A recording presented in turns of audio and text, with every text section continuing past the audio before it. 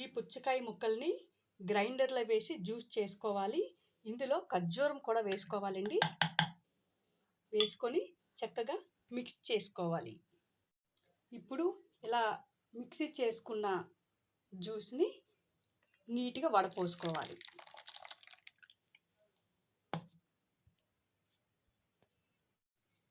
ఈ పుచ్చకాయల జ్యూస్లో దీంట్లో మనం ఎటువంటి వాటర్ కూడా వేసుకోలేదు.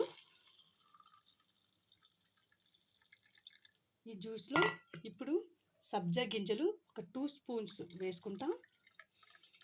2 ఆర్ 3 స్పూన్స్ వేసుకోండి. కొంచెం మిల్క్ కూడా వేసుకోండి, మంచి టేస్టీగా ఉంటుంది.